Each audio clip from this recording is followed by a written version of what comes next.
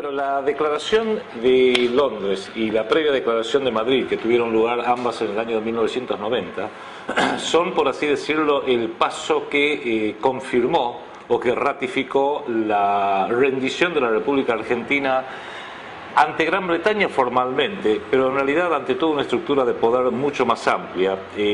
porque hay que entender la problemática argentina a partir del año 82, 83, con el regreso de la democracia, como las consecuencias de un país que perdió una guerra. Y como todo país que pierde una guerra tiene que pagar un precio.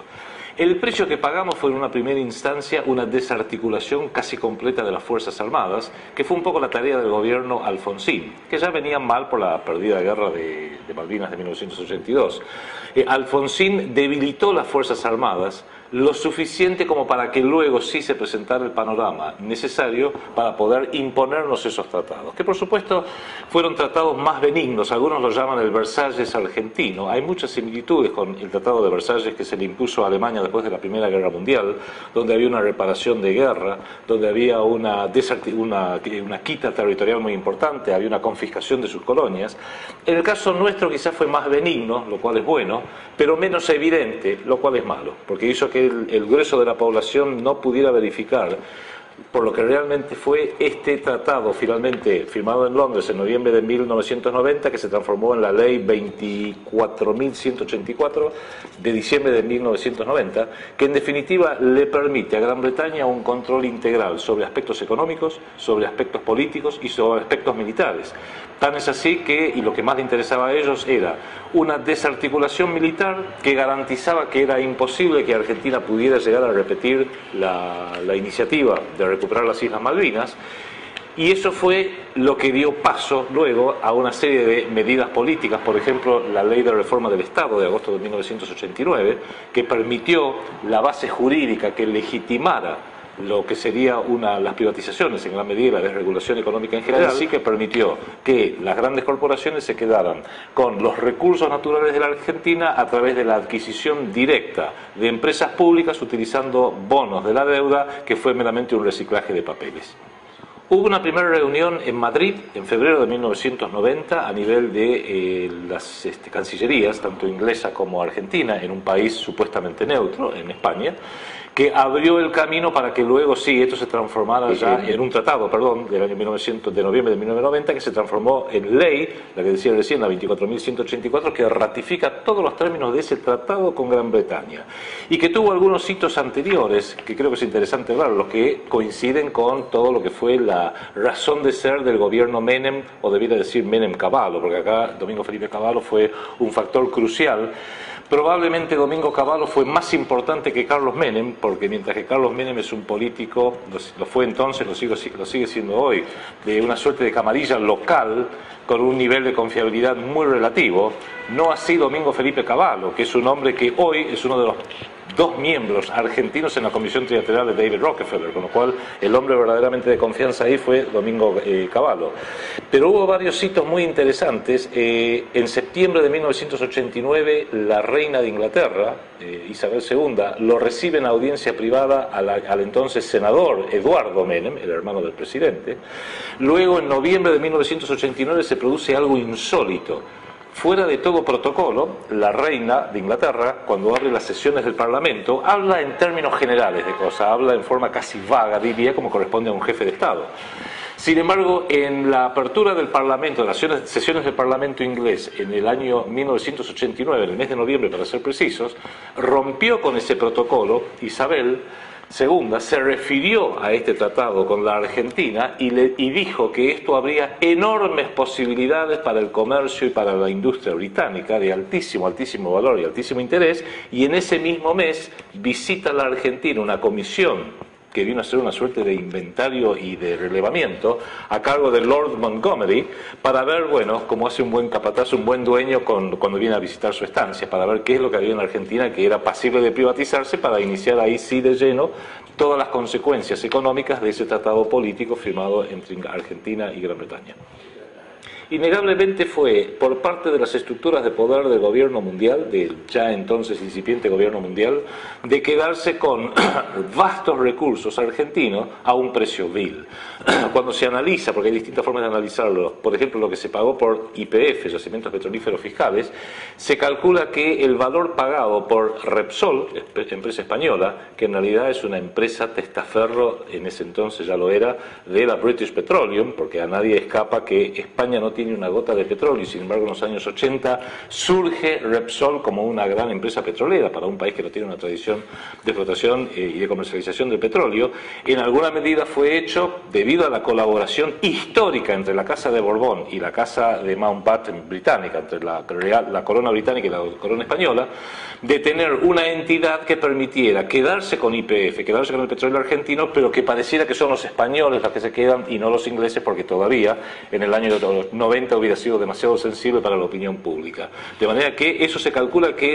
el precio realmente pagado es el 4% de lo que realmente valía entonces Yacimientos Petrolíferos Fiscales. Todo ese dinero fue reciclado y, por supuesto, después de hacer todas las exploraciones y explotaciones que hizo Repsol, finalmente esto fue vendido a supuestos inversores del gobierno Kirchner, el señor Eskenazi para ser preciso, por un monto que es sospechosamente parecido al monto de los desaparecidos fondos de la provincia de Santa Cruz, con lo cual esto, por más que uno lo pone en cabeza de Menem, ha tenido una continuidad que siguieron luego de la Rúa, Duhalde y por supuesto los Kirchner. Y otro ejemplo es el de Aerolíneas Argentinas, que ya a través de una falsificación de la realidad se habló de la privatización de Aerolíneas Argentinas, que en realidad fue entregada también a precio vil a Iberia, pero este aquí que Iberia no es una empresa privada, es la línea aérea estatal del Reino de España. Y uno de los ejemplos más notorios, que también lo menciona el doctor González en su libro, es que dos aeronaves Boeing 707, antiguas por cierto, como ya estaban amortizadas, fueron transferidas al costo de $1.57 cada una de ellas, que por supuesto ya no se utilizaban para servicio de pasajeros regular, pero sí se utilizaban como carga, y cualquier argentino hubiera pagado por lo menos $5 por cada una de ellas, ¿no? De todo, y fue la gran era de, digo grande de una forma sarcástica, de las privatizaciones que llevó a cabo el gobierno Menem, que involucró gas del Estado, obras sanitarias de la nación, agua, bueno, lo que sería luego todo el sistema de aguas, todo el sistema de electricidad, las distribuidoras de electricidad, empresas de minería, concesión de caminos, todo lo que hemos conocido, que va de la mano de la desregulación del Estado, insisto, la reforma del Estado de agosto de 1989, que es ley, junto con toda la voluntad privatizadora que coincide, para que se vea la secuencia de esto, porque todo esto lo hace Domingo Felipe Cavallo, canciller. Cuando termina de armar toda la estructura política de estos tratados, notablemente el tratado con Inglaterra, Cavallo pasa de ser canciller a ser ministro de Economía, para ejecutar en la práctica lo que habría acordado como canciller. O sea, Cavallo, canciller, tuvo una función estratégica. Cavallo, ministro de Economía, tuvo una función táctica. Fue el que permitió que entonces se llevara a cabo, una por una, cada una de las privatizaciones a unas condiciones absolutamente desfavorables para el país, pero absolutamente favorables para esta estructura de poder mundial. Y para redondear la idea, Juan Manuel, creo que vale la pena agregar lo siguiente. Porque esto no ocurrió porque ellos sean malos y nosotros somos buenos o nada por el estilo. En política no hay buenos y malos. Hay intereses y hay poderosos y menos poderosos. Y el más poderoso siempre saca la tajada más grande. El sistema capitalista, a lo largo de las décadas, se basó sobre un crecimiento casi permanente. Entonces lo importante era hacer crecer la actividad económica, de la cual Estados Unidos fue la cuña, por así decirlo, después de la Segunda Guerra Mundial. Hacia los años 70, el crecimiento del capitalismo empieza a parar. Entonces buscan nuevas formas de mantener los márgenes de utilidad. Una forma, desde luego, fue la desregulación de la globalización, que permitió, por ejemplo, que una fábrica que estaba pagándole a obreros en Chicago o en Londres o en París pudiera seguir fabricando computadoras, radios o televisores con obreros de Tailandia, Taiwán, Hong Kong o México al sur de la frontera, lo cual era bajar los costos de los salarios. Otra fue las privatizaciones, de las cuales Argentina fue uno de los participantes más importantes, que ha sido precisamente la de tomar ciertos flujos financieros y utilidades que iban a parar al tesoro de distintos países, privatizarlo para que fueran a parar a esta estructura global económico-financiera. Y luego vimos, ya cuando estaban hechas las privatizaciones acá en Argentina, que pasaron a otro paso todavía, que fue la de generar ganancias electrónicas, el mercado de los derivados, que en definitiva ya se divorció de la economía real para seguir generando un pseudo crecimiento del capitalismo en el ámbito de lo virtual. Y por supuesto eso tampoco funcionó y todos nos hemos enterado, porque hay que ver la perspectiva histórica y la continuidad, que en septiembre del 2008 todo el sistema en sí, como estaba armado, ha colapsado. Con lo cual es para tener presente de que lo que Argentina sufrió y la libra de carne que entregó fue meramente para darle un poco más de vida a un sistema que ya hoy en día de todos modos está en colapso y está viéndose reemplazado por una cosa absolutamente nueva que probablemente va a ser muy autoritaria y que va a ser un gobierno mundial de derecho obligatorio y sus decisiones va a haber que acatarlas. No voy a abrir juicio, el mío personal lo tengo, muchos argentinos lo tienen respecto de la calidad o falta de ella o carencia de ella moral del expresidente Menem. Pero si uno fuera, y yo de hecho lo soy, muy crítico respecto de todas las decisiones del gobierno Menem, que fueron absolutamente catastróficas para el interés nacional, si Menem fuera un caso aislado, al menos simplificaría el problema, porque diríamos, tuvimos la mala suerte de tenerlo a Menem. Pero lamentablemente vemos como antes de la presidencia Menem, y desde luego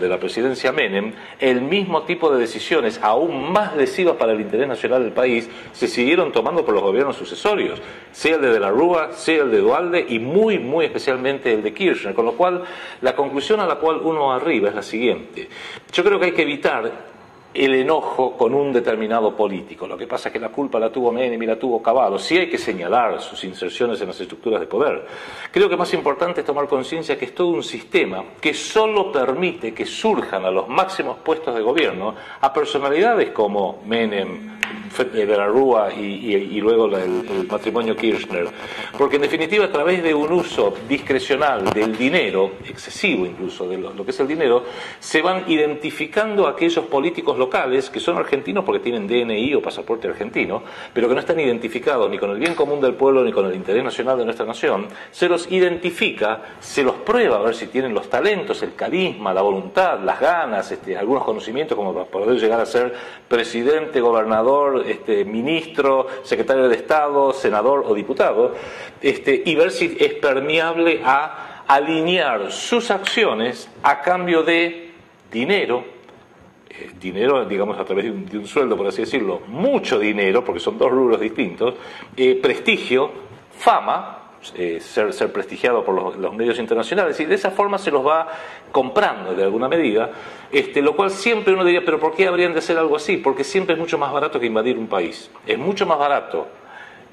identificar y usar a políticos e intelectuales locales como una suerte de caballo de Troya o guarda pretoriana, es mucho más barato que invadir un país, por más que de vez en cuando lo hacen, como lo han hecho con Vietnam, lo han hecho con Irak, lo han hecho con Afganistán y lo han hecho con Palestina y lo han hecho con la ex Yugoslavia. Innegablemente creo que Menem es meramente uno de los casos más notorios de ese sistema que utiliza a los presidentes, por más que los llamen presidentes, en realidad como gerentes generales, como Chief Executive Officers del país. Y cuando uno redefine la función de Menem y de Cavallo como la de un gerente general y un gerente departamental, llamémoslo así, ¿quiénes son los miembros del directorio que rige sobre la Argentina? Y por encima de ese directorio, ¿quiénes son los accionistas de la República Argentina que son los verdaderos dueños? A partir de ahí uno empieza a dilucidar que hay un modelo en el cual la actuación de Menem, la actuación de Cavallo y estos tratados inicuos y perversos firmados con Gran Bretaña y con otros 50 países, porque el de Gran Bretaña de lleno y se integró a la globalización,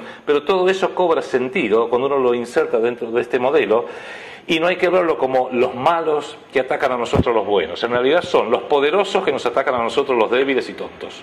Bueno, la ciudadanía, si quiere, puede tener conocimiento porque, insisto, y creo que es el único libro que se ha escrito, o uno de los principales que se ha escrito al respecto, el que analiza todos los pormenores del tratado con Inglaterra y con los demás países del mundo por parte del doctor Julio González. Sin embargo, la ciudadanía, para tomar conciencia de esto, tendría que leer el poquísimo material que está disponible. Estuvo en los diarios cuando se firmaron los tratados y fue presentado como que Argentina finalmente resolvía sus problemas, Argentina finalmente regularizaba su situación diplomática con Gran Bretaña, que no fue regularizado durante todo el gobierno de Alfonsín. Argentina se integra al primer mundo, no fue vendido así. Con lo cual yo me pongo en el sitio de la ciudadanía, de la cual obviamente somos todos parte, y creo que la ciudadanía es la más inocente de las partes, porque si no se le informa al pueblo, el pueblo quiere saber de qué se trata, pero si nadie le informa al pueblo, y solamente una parte ínfima del pueblo va a hacer el esfuerzo de tratar de ir a las verdaderas fuentes, entender el modelo, sacar los datos y organizarlos y ubicarlos de forma tal que le permita entender la fechoría que fue cometida por Menem, por Cavallo y que hoy es continuada por los Kirchner. Acá en la Argentina, en realidad, y esto rige hasta el día de hoy, desde luego desde que volvió la mal llamada democracia hasta el día de hoy, que es una suerte de triángulo perverso. Y como todo triángulo tiene tres lados. Un lado de ese triángulo perverso son los gobernantes que están en el poder, obviamente, en el poder ejecutivo, en el poder legislativo, inclusive en el poder judicial y a nivel nacional, a nivel provincial y a nivel municipal, porque cuando vemos el poder que maneja la Ciudad Autónoma de Buenos Aires estamos en el mismo problema. El segundo lado de este triángulo perverso es una falsa oposición que se opone a lo secundario, pero jamás se le ocurriría oponerse a lo primario. Un ejemplo de hace apenas unos meses, a principios del año 2010, vimos como todos los medios hablaban de una gran disputa que había entre la presidente Cristina Kirchner, por un lado, y la oposición respecto del uso discrecional o no de fondos del Banco Central para pagar la deuda externa, que engancha con todo esto que hizo Menem Cavallo, que empezó con los tratados de Malvinas. Y se discutía si tenía que salir por un decreto de necesidad de urgencia, si tenía que pasar por el Congreso, si había que analizarlo así, asado. O sea, estaban discutiendo el gobierno y la oposición, y muy ácidamente, cómo pagar la deuda externa, cuando en definitiva lo que en la Argentina hay que discutir es cómo no pagar la deuda externa, porque la Argentina tiene una deuda que se le ha sido impuesto a través de guerras ganadas, a través de gobiernos ilegales e ilegítimos que desplazaron a gobiernos auténticamente legales, como ocurrió en 1976, y Argentina podría fácilmente declarar la deuda externa como deuda odiosa y como mínimo repudiar buena parte de ella. Pero por supuesto, esa iniciativa la tiene que tomar o el Poder Ejecutivo o el Poder Legislativo en la República Argentina, y este sistema del dinero se garantiza que nadie que ocupe la Casa Rosada y ninguna mayoría que ocupe el Congreso de la Nación se le ocurriría ni por las tapas tomar estas iniciativas. Y el tercer lado de este triángulo perverso son los multimedios monopólicos, que también obedecen y están alineados a este sistema de poder y que le dan micrófono y cámara a todos los que mantienen las líneas y los puntos de vista políticamente correctos y se lo quitan y condenan al ostracismo, mediático al menos, a todos los que sustentan opiniones distintas a ello. Con lo fácil, porque los medios son empresas, y como empresas tienen intereses económicos y financieros, y como empresas tienen accionistas, y la mayoría de sus accionistas son empresas, anunciantes y financistas del propio sistema de poder global. Los que anuncian en los grandes multimedios, ya sabemos que son las grandes empresas, que en definitiva son las que, si dejan de comprar publicidad, les traerían un grave problema, sea a los grandes diarios de Buenos Aires, que algunos son grandes por el tamaño de su papel, a las cadenas de radio, a las cadenas de televisión. Los accionistas, lo mismo, y en algunos casos, notorios son los dos grandes diarios de Capital Federal, donde tiene como uno de sus principales accionistas, uno a Citicorp y el otro a Goldman Sachs, de manera que cualquier información que digan estos diarios, demostrando y desenmascarando todas estas maniobras que benefician nada más y nada menos que a sus accionistas y a sus anunciantes, sería una forma de suicidio. Que tuviera la osadía de publicar algo por el estilo no duraría ni 24 horas trabajando para ese medio. Con lo cual, en definitiva, como tenemos a todo esto se le llama el sistema democrático. Terminamos teniendo un sistema democrático que es tan perverso que lo peor que tiene para ofrecernos son gobernantes colocados en sus máximos sitios de poder por dinero de la droga,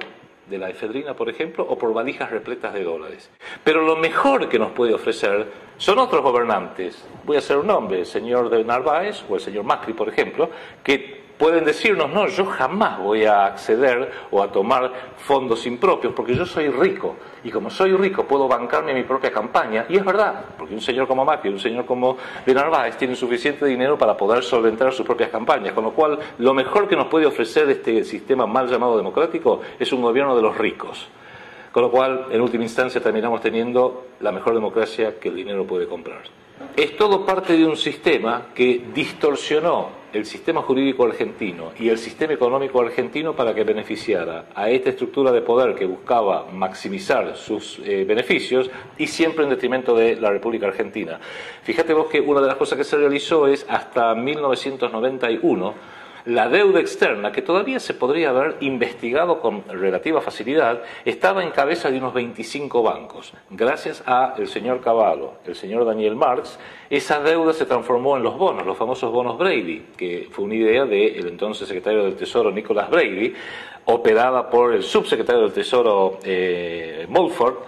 que Mulford es socio de Cavallo, y Brady terminó siendo socio de Daniel Marx en una consultora que se llama Darby Investments para Latinoamérica, y en definitiva lo que hicieron fue transformar esos bonos en unos 2 millones a 3 millones de bonos en manos de pequeños ahorristas, pequeños inversores, que fueron los muy perjudicados en definitiva con el default del año 2001-2002. Con lo cual en definitiva fue armar y reingenierizar todo un sistema para que fuera más anónimo, para que los bancos puedan tomar distancia y no verse afectados por esos bonos. Esos bonos Brady en una primera instancia fueron mayormente readquiridos por los propios bancos para con ellos pagar por Aerolíneas Argentinas, YPF, SECBA, Entel, todas las empresas públicas se fueron quedando porque no pagaron dinero. Mayormente utilizaron los propios bonos que tenían en sus carteras para poder pagarlos con papelitos que en definitiva sabíamos que no servían nada. La deuda externa no solamente se mantuvo intacta, sino que la hizo crecer, y una de las formas de hacerla crecer fue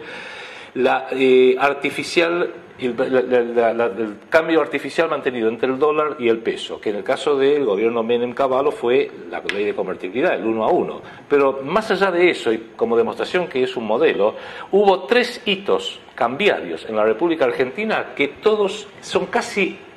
la copia idéntica del mismo modelo con distintos nombres. El primero fue la tablita de José Alfredo Martínez de Hoz, régimen cívico-militar a partir de 1976. Se permitió que la inflación siguiera, pero el dólar se lo mantenía bastante estable, con lo cual a Argentina le era fácil importar, difícil vender. Perfecto. Segundo etapa del modelo, la convertibilidad de Menem y Cavallo, 1 a 1, con lo cual era fácil adquirir, fácil viajar afuera, difícil para la Argentina exportar, con lo cual se iba desindustrializando porque se iba destruyendo la base industrial. Y ahora estamos viviendo exactamente lo mismo, una inflación galopante que encima es falseada por el INDEC, negada por el gobierno, pero que cualquiera que vaya al supermercado o a comprar o a cargar nafta lo sabe y la siente en su bolsillo, y sin embargo un dólar que va subiendo muy despacito. Siempre es lo mismo, un dólar estable, inflación interna importante, que tiene el siguiente efecto, que a Argentina se le haga cada vez más difícil exportar y mucho más fácil importar, con lo cual Argentina se lo utiliza como un mercado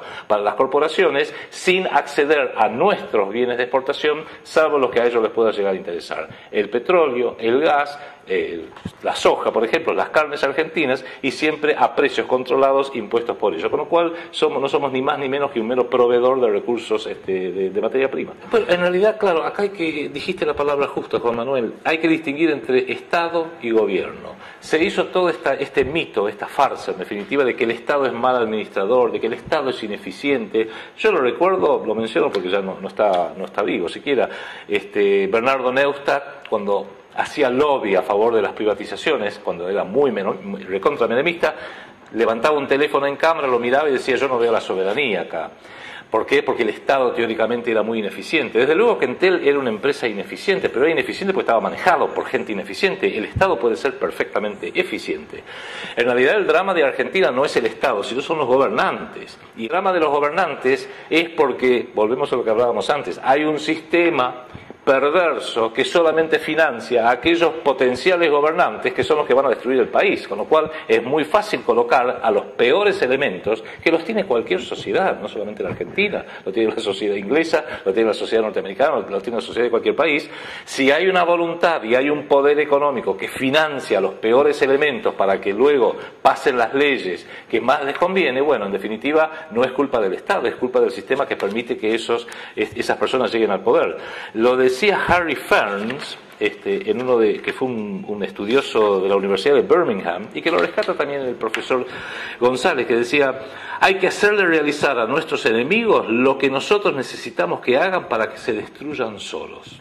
Y luego, en ese mismo trabajo, que es un trabajo de los años 60, agrega respecto del peronismo: como no sea mediante una guerra civil devastadora, resulta muy difícil imaginar cómo puede deshacerse la revolución efectuada por Perón. Lo cito como un ejemplo porque es típico y es un buen ejemplo de que cuando el Estado es ocupado por verdaderos estadistas que responden a los intereses del pueblo, como fue el gobierno de Juan Domingo Perón entre 1946 y 1955, hacen una revolución tan importante, incluso de esclarecimiento de la población, que luego los poderosos del mundo, para poder deshacerlo, requieren una guerra civil. Lo dice uno de los propios hombres del riñón del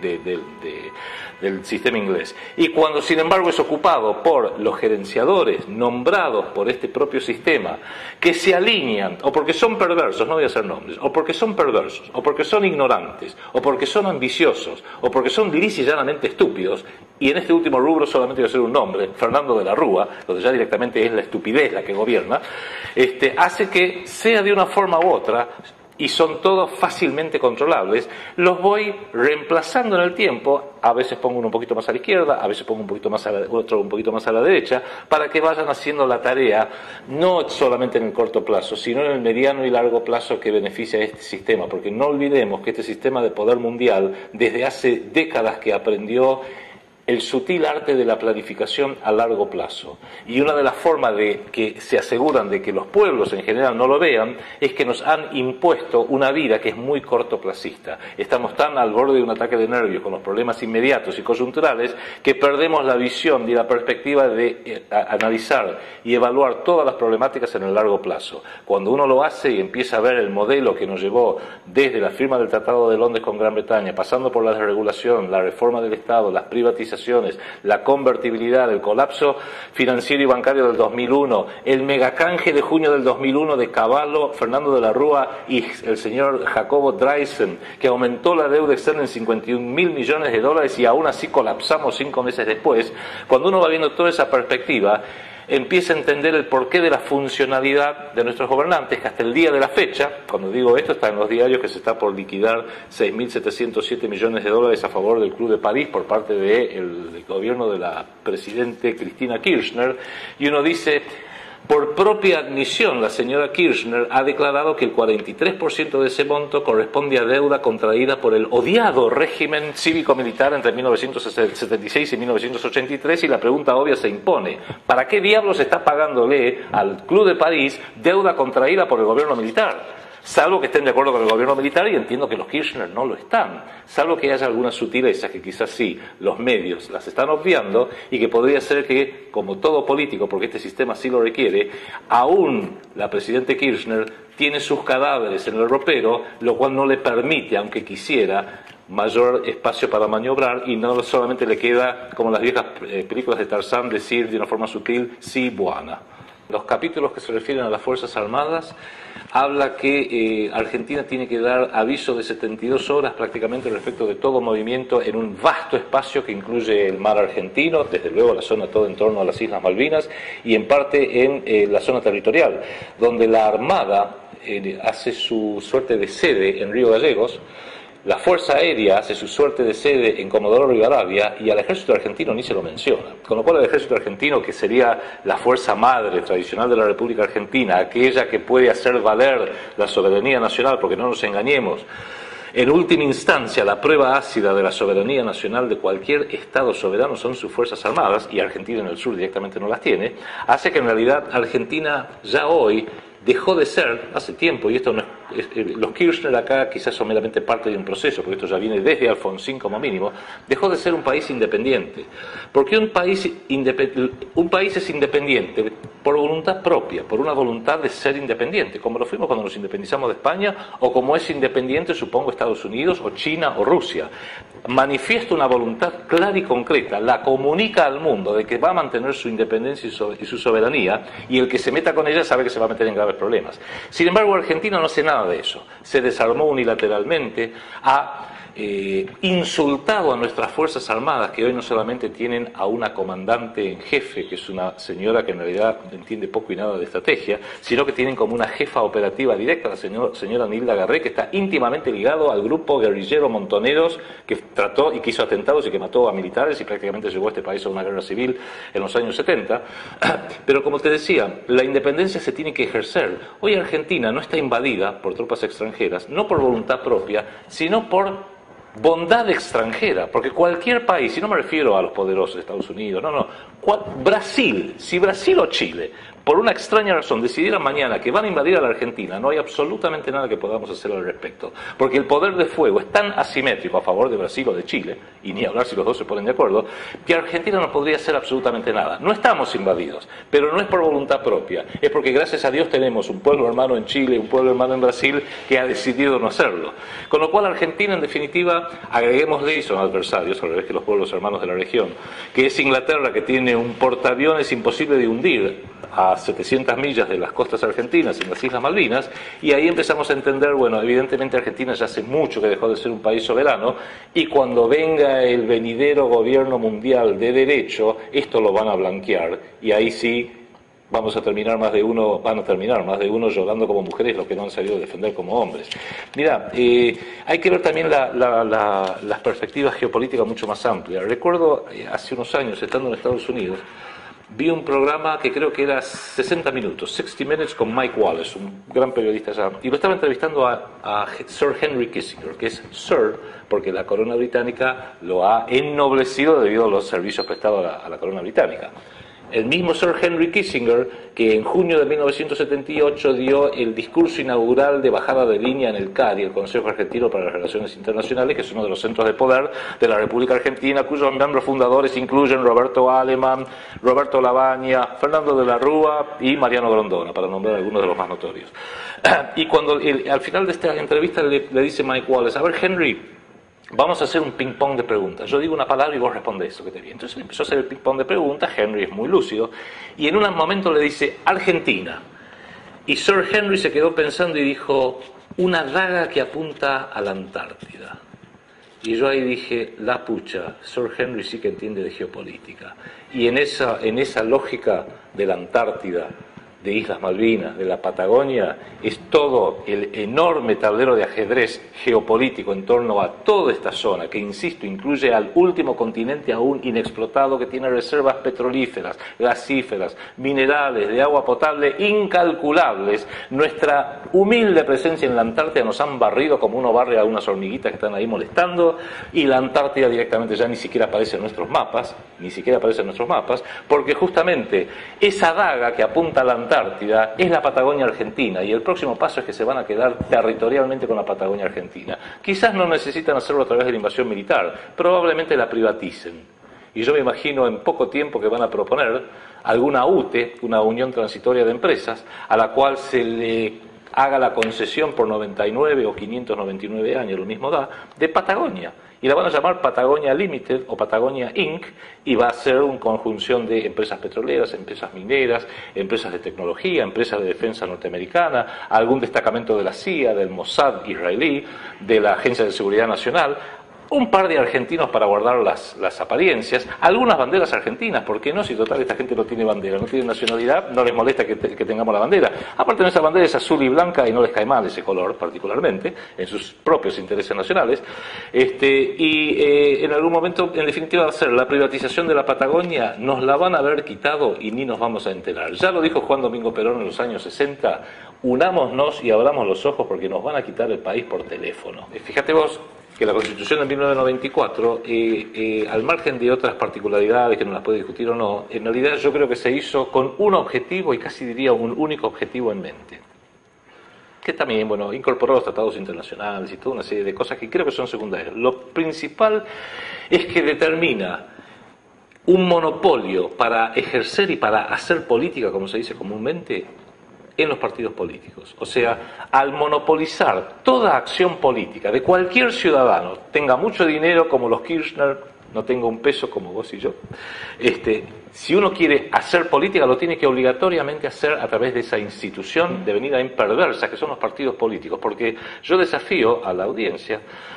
a que nombre o identifique una institución social más dependiente del dinero que un partido político, porque aún una empresa que a lo mejor le fue mal y tuvo que pedir un préstamo, y está en rojo, se supone que si es una empresa y fabrica sillones, bueno, en algún momento va a dar vuelta a su situación económica, va a tener utilidades, y con esas utilidades va a pagar el préstamo y se va a independizar como empresa. Pero un partido político no produce nada, lo único que produce son legiones y legiones de charlatanes, que eso está creo que a la vista, no solamente en la Argentina, sino en todo el mundo, y es absoluta, totalmente droga dependiente del dinero. Un partido político sin dinero no sirve para nada. Para poder hacer campañas, para tener sedes, para hacer los afiches que vemos, esos que son cientos de millones de pesos y dólares para hacer afiches, spots publicitarios, comprar a periodistas, canales de televisión, radios, etcétera. Todo eso cuesta gigantescas cantidades de dinero. Sin dinero, que tiene que venir de alguna parte,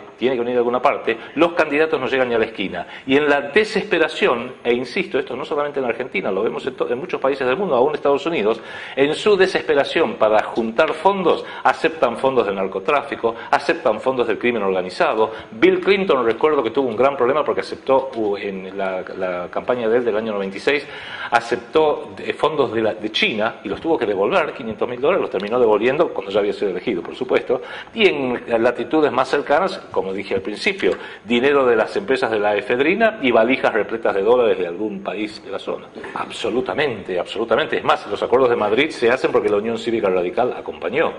Y no olvidemos que entre las desprolijidades de la reforma constitucional del año 94 se engarza perfectamente dentro de lo que es un proceso que, vuelvo a insistir, hay que verlo como un proceso de mediano plazo, ni siquiera fue de largo plazo, de mediano plazo, que hace que lo que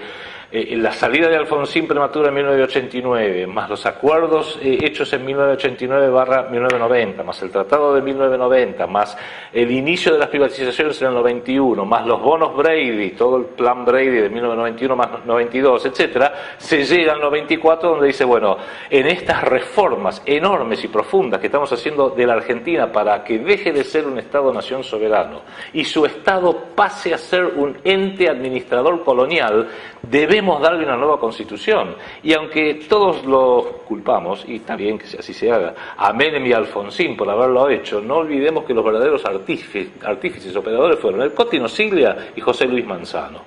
Quizás dos de los personajes más perversos o más cuestionados, como mínimo, de la política argentina de aquella época. El motor principal, Juan Manuel, como siempre, es el pueblo. Es el pueblo esclarecido que presione a los políticos, en el gobierno, a la oposición, a los medios, a donde sea necesario. Ese pueblo que siempre sabe, cuando hay algo importante, salir a la calle para hacer sus revoluciones pacíficas, como lo hizo en el 45, como lo hizo con el cacerolazo, como lo hace cada vez que considera que hay algo que es de importancia. Solo lo puede resolver el pueblo, pero el pueblo tiene que poder saber de qué se trata. Con lo cual, yo diría que para sintetizarlo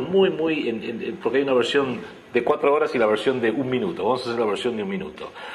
que es la propuesta nuestra, que es la propuesta de lo que estás haciendo vos, Juan Manuel, lo que hace desde Pino Solanas, pasando por